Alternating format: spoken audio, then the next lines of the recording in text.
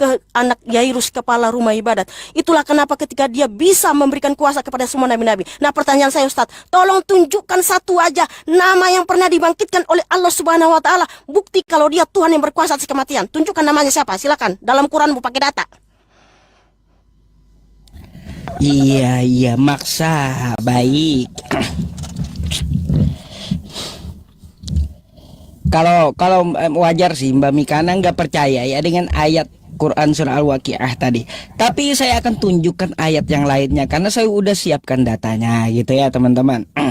Anda silakan buka ya tentang masalah Nabi Ibrahim ya, yang mana Nabi Ibrahim melihat Allah menghidupkan kembali burung tuh ya. Itu salah satu bukti bahwa Allah menguasai maut ya. Nih ya, kayak gimana nih? Saya nggak bacain Arabnya ya teman-teman, tapi Anda bisa langsung buka Al-Baqarah 260. Ya, ketika Ibrahim berkata, "Ya Tuhanku, perlihatkanlah kepadaku bagaimana engkau menghidupkan orang-orang mati." Pernah ditanya oleh Nabi Ibrahim ini. Lalu Allah berfirman, "Belum percayakah engkau?" Dia Ibrahim menjawab, "Aku percaya, tetapi agar hatiku tenang." Lalu Allah berfirman, "Kalau begitu, ambillah 4 ekor burung, lalu dekatkanlah kepadamu, potong-potonglah. Kemudian letakkan di atas tiap bukit satu bagian dari tiap-tiap burung." Ini menurut dari tafsir ada 4 potong, 3 atau 4. Semuanya telah menjadi satu kembali ketika Nabi Ibrahim melihat dengan biji matanya Allah menyatukan burung tersebut dan menghidupkannya kembali. Ya. Tuh satu. Ya, kada percaya juga yang ini. Baik, saya kasih ayat yang lain ya. Nih, faqul nadribuhu bi ba'dihha. Al-Baqarah ayat 72 dan 73. Ingatlah ketika kamu membunuh seseorang lalu kamu saling tuduh tentang itu. Akan tetapi Allah menyingkapkan apa yang telah kamu sembunyikan. Lalu ya kami berfirman, pukullah mayat itu dengan bagian dari sapi itu. Demikianlah Allah menghidupkan orang yang telah mati dan dia memperlihatkan kepadamu tanda-tanda kekuasaannya. Jadi Tuhan membangkitkan orang mati di zaman Nabi Muhammad pun ada ya.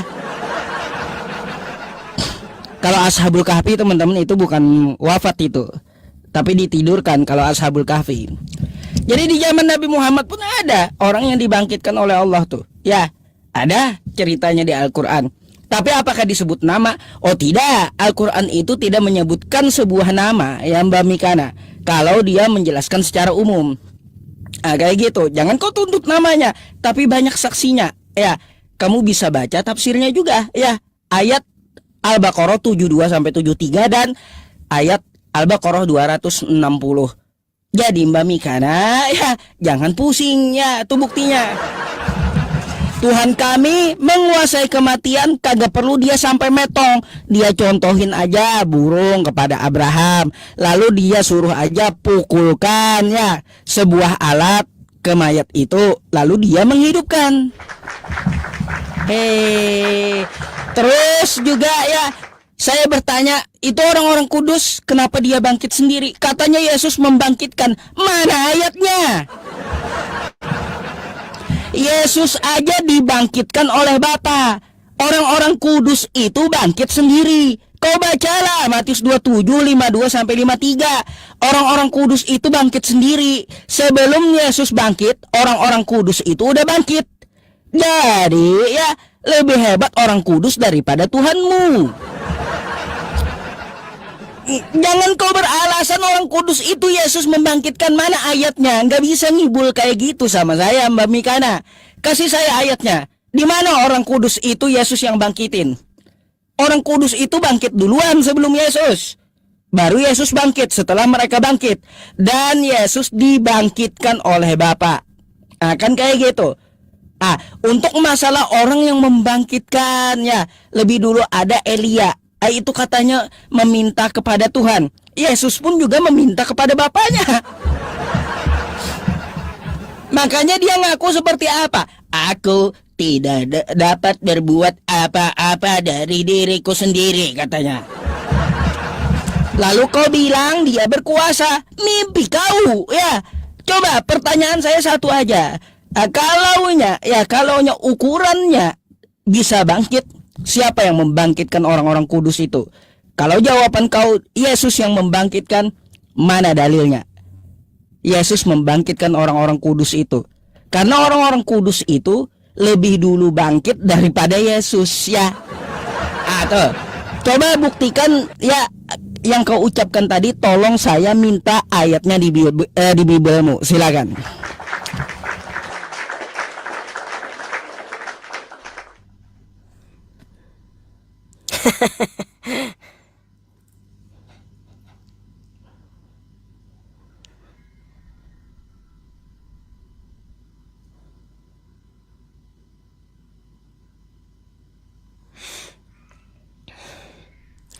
Jadi Ustadz Yusuf P dari tadi masih bernarasi kosong semua ya.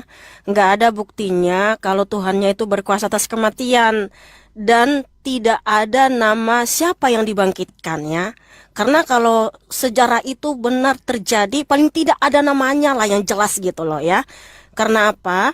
Ya harus sesuai dong ya dengan fakta yang pernah terjadi, bukan hanya sekedar cerita-cerita kan gitu. Nah, kalau kamu tadi bawakan dengan Ibrahim ya, kenapa cerita Ibrahim di dalam Quranmu itu sama dengan yang tertulis di Kejadian 15, yaitu Abraham. Abraham di situ diperintahkan untuk mengambil lembu berumur 3 tahun, kambing betina berumur 3 tahun, domba jantan berumur 3 tahun, dan seekor burung tekukur dan seekor anak burung merpati.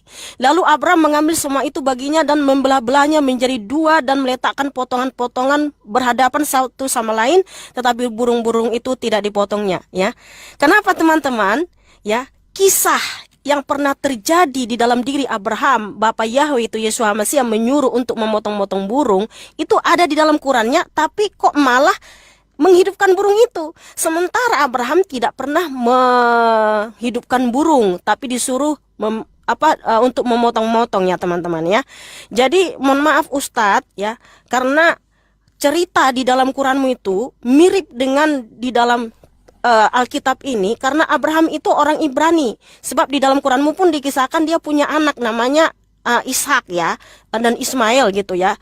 Dan juga tentang istrinya Hagar. Jadi sebenarnya Ibrahim dalam Quranmu itu seperti merujuk kepada Abraham, tapi faktanya Abraham itu tidak pernah menghidupkan orang mati, dan juga Abraham itu menyembah Yahweh Elohim ya, bukan Allah ya.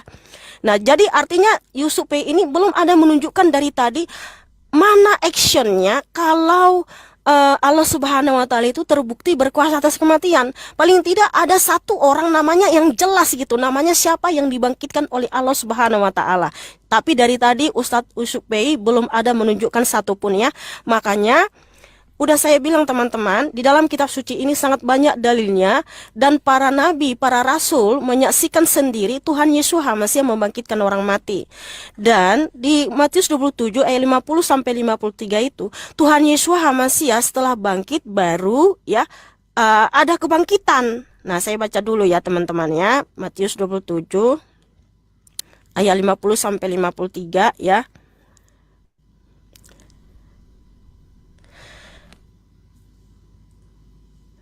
Dan kuburan-kuburan terbuka dan banyak tubuh orang kudus yang sudah meninggal dibangkitkan, dan setelah keluar dari kuburan-kuburan sesudah kebangkitannya, mereka masuk ke dalam kota kudus dan menampakkan diri kepada banyak orang ya. Sesudah kebangkitan Yesus Hamasiah baru ada yang bangkit. Karena apa? Tuhan Yesus Hamasiah telah menebus kita dari alam maut. Dia telah memberikan darahnya untuk pengampunan dosa-dosa kita. Makanya di Efesus 4 ayat 8 sampai 10, Tuhan Yesus Hamasiah turun ke alam maut ya, ke bagian bumi paling bawah itu alam maut, dan dia juga naik ke tempat tinggi dan membawa tawanan-tawanan itu ya. Roh-roh yang terpenjara itu telah dibebaskan oleh Tuhan Yesus Hamasiah karena dia sudah terbukti memberikan keselamatan, pengampunan. Makanya Ustadz udah saya bilang ya, hanya Tuhan Yesus Hamasiah yang berkuasa atas kematian, disertai dengan perbuatannya, dengan karya-karyanya ya. Tuhan Yesus hanya berfirman di Lukas 8 kepada anak Yairus kepala rumah ibadat, anak muda bangun, langsung kembali rohnya ke tubuhnya. Kepada Lazarus, ya, Yohanes 11, Lazarus bangkit, langsung bangkit padahal udah 4 hari mati membusuk. Dia juga memberikan kuasa kepada Rasul Kefa, kisah para Rasul 9, ya. Ketika Rasul Kefa menyembuhkan orang sakit, dia berkata, di dalam nama Tuhan Yesus HaMasiah sembuhlah, sembuh. Makanya ketika dia membangkitkan Tabita, Rasul Paulus membangkitkan anak muda yang jatuh dari soto di kisah para Rasul 20, itu dia dapat kuasa dari Tuhan Yesus HaMasiah. Karena apa? Yesus HaMasiah adalah Sang Pencipta. Dia adalah Tuhan yang berkuasa baik di surga maupun di bumi. Jadi Ustadz, kita pakai data secara real. Nah, saya tanya, ya, apa sih buktinya Allah itu berkuasa atas kematian? Ya, paling tidak ada namanya satu orang saja secara jelas siapa yang pernah dibangkitkan sebagai bukti dia berkuasa atas kematian. Ya, seperti itu. Iya. Oke. Teman-teman yang di YouTube itu tolong ya, judul itu bantu saya buat di ini ya, buat di blokir gitu. Kurang ajar kali judul ini. Menjauhlah kau judul. Ngapain kau di YouTube saya? Gak jelas sekali. Teman-teman, ya wajar ya Mbak Mikana, setelah kita kasih bukti Allah menguasai kematian ya, dengan mencontohkan Ibrahim, masalah Ibrahimnya yang dibahas Mikana kok sama dengan Alkitab katanya. Saya baca Quran saya tentang masalah Ibrahim, bukan baca kitab kau ya. Kayak gitu. Jangan kau sama-sama kan Ibrahim ya. Ibrahim yang dicerita saya, di situ dia melihat Allah membangkitkan ya, bagaimana makhluk yang telah mati disatukan kembali. Kan kayak gitu. Enggak usah kau bahas itu bukti yang tidak dapat kau bantah lagi di situ ya. Allah menguasai kematian, enggak perlu dia mati. Dia menghidupkan burung di hadapan Ibrahim. Oke? Tuh, yang kedua ya. Tadi katanya ya, ada seseorang yang dibangkitkan di Al-Quran, di Quran surah Al-Baqarah, tapi namanya tidak disebutkan katanya. Ya, kan sudah saya bilang ya, untuk masalah penjelasan umum ya, penjelasan umum itu tidak menyebutkan nama, kecuali Allah mengkhususkan ke satu hal, satu pribadi yang dia bahas. Contoh Nabi Isa. Nah kayak gitu, baru Allah sebutkan Isa. Kalau Allah membuktikan kepada umum, gak perlu dia kasih sebuah nama. Macam mana ini? Itulah buktinya ya teman-teman, Allah berkuasa atas kematian, gak perlu dia sampai metong sendiri ya. Nah ini ada Tuhan yang metong, katanya membuktikan dia berkuasa atas kematian. Ini bukan berkuasa atas kematian Tuhan macam ini, tapi Tuhan macam ini adalah Tuhan yang kalah dengan kematian. Camkan itu ya, camkan itu. Terus juga ya, tadi saya bawa ayat dari Al-Quran ya teman-teman, tapi Mbak Mikana gak percaya, ya itu urusan dia. Lalu tentang masalah jawabannya dalam Bible, masalahnya di situ Yesus yang membangkitkan, katanya mari kita baca, tapi bacanya mau ngibulin saya ya. Nih mari kita baca ya teman-teman. Matius 27 nomor 53 ya. Kita baca dulu 52-nya ya sama 51-nya. Nih ya teman-teman. Tapi 51-nya ini terjadi gempa bumi dan bukit terbelah gitu ya. Enggak usah 51-nya, langsung aja 52-nya ya. Matius 27:52. Dan kuburan-kuburan terbuka, dan banyak orang kudus yang telah meninggal bangkit. Enggak ada Yesus di sini. Yesus juga masih ikut metong ini ya. Kau perlu tahu Mbak Mikana, Yesus masih ikut metong ini ya. Karena apa? Di ayat 50-nya ya teman-teman semuanya, di nomor 50-nya coba kita lihat nih ya. Nih, Yesus berseru pula dengan suara nyaring lalu menyerahkan nyawanya. Metong udah nih ya, Yesus metong. Setelah Yesus metong lalu gempa bumi. Setelah gempa bumi ternyata orang kudus bangkit duluan ya. Yesus masih metong ya. Orang kudus ini yang telah meninggal bangkit duluan dia. Oke? Nah, baru di ayat 53-nya, setelah orang kudus tadi bangkit, ya, Yesus juga ikut bangkit. Lalu yang orang kudus tadi, mereka keluar gentayangan ke kota Jawa Tengah nih, ya. Maksudnya kota Yerusalem, bukan kota Kudus Jawa Tengah, bukan. Dan menampakkan diri kepada banyak orang. Nggak ada di sini orang kudus dibangkitkan Yesus. Jangan ngibul kau gitu. Orang kudus itu bangkit sendiri, ya, lebih hebat daripada Yesus. Mereka lebih berkuasa daripada Yesus atas kematian dan kebangkitan. Karena mereka udah mati, lalu mereka bangkit sendiri. Baru Yesus ikutan juga bangkit. Kayak gitu, nggak mau kalah, kan kayak gitu.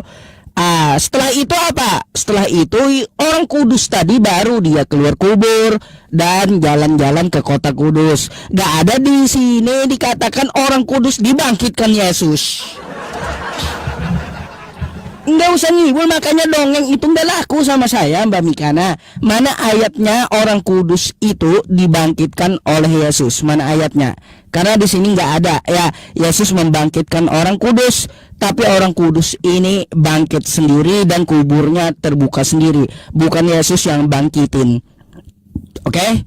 Ini lebih hebat nih daripada Tuhanmu. Ya, kata kamu ini Yesus yang bangkitin, mana dalilnya? Dah, jawab kau, ya. Nah, silakan.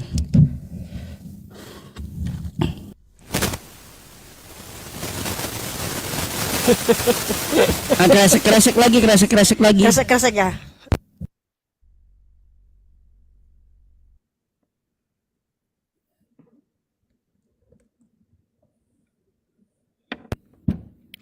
Masih kresek? Udah enggak. Oh iya.